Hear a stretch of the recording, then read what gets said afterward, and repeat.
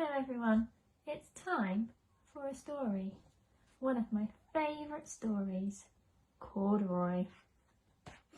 Are you ready? Corduroy is a bear who once lived in the toy department of a big store. Day after day, he waited with all the other animals and dolls for somebody to come along and take him home. The store was always filled with shoppers buying all sorts of things, but no one ever seemed to want a small bear in green overalls. Then one morning, a little girl stopped and looked straight into Corduroy's bright eyes. "Mummy," she said, "look, there's the very bear I've always wanted." "Not today, dear," her mother sighed. "I've spent too much money. Besides, he doesn't look new. He's lost the button on one of his shoulder straps." Corduroy watched them sadly as they walked away. "I didn't know I'd lost a button," he said to himself. "Tonight, I'll go and see if I can find it." Later that evening, when the shoppers had all gone and the doors were shut and locked, Corduroy climbed carefully down from his shelf and began searching everywhere on the floor for his lost button. Suddenly, he felt the floor moving under him. Quite by accident, he had stepped onto an escalator, and up he went. "Could this be a mountain?" he wondered. "I think I've always wanted to climb a mountain." He stepped off the escalator as it reached the next floor, and there, before his eyes, was the most amazing sight. Tables and chairs and lamps and sofas and rows of beds. "This must be a palace," Corduroy gasped. "I guess I've always wanted to live in a palace." He wandered around, admiring the furniture. "This must be a bed," he said. "I've always wanted to sleep in a bed." And up he crawled onto a large, thick mattress. All at once he saw something small and round. "Here's my button," he cried, and he tried to pick it up. But like all the other buttons on the mattress, it was tied down tight. He yanked and pulled with both paws until, pop!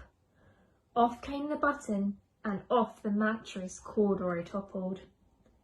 Bang! Into a tall floor lamp. Over it fell with a crash. Corduroy didn't know it, but there was someone else awake in the store. The night watchman was going his rounds on the floor above. When he heard the crash, he came dashing down the escalator. "Who in the world did that?" he exclaimed. "Somebody must be hiding around here." He flashed his light under and over sofas and beds until he came to the biggest sight of all.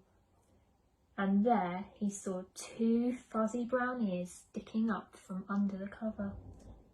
"Hello," he said. "How did you get upstairs?"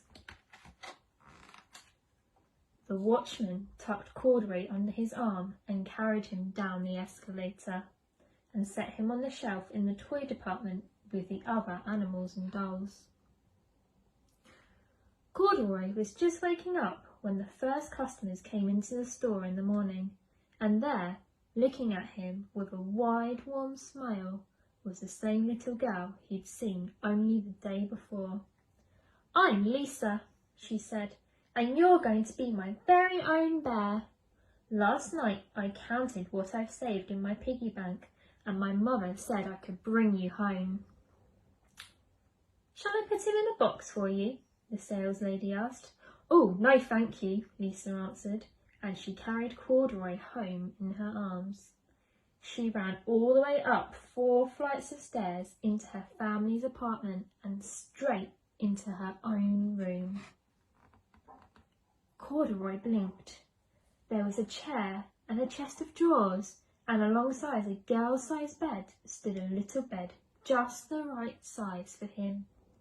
The room was small, nothing like that enormous palace in the department store. "This must be home," he said. I know I've always wanted a home. Lisa sat down with Corduroy on her lap and began to sew a button on his overalls. I like the way you are, she said, but you'll be even more comfortable with your shoulder strap fastened.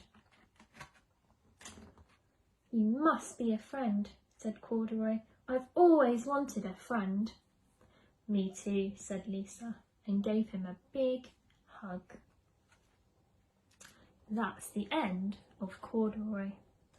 Come back soon for Corduroy Lost and Found.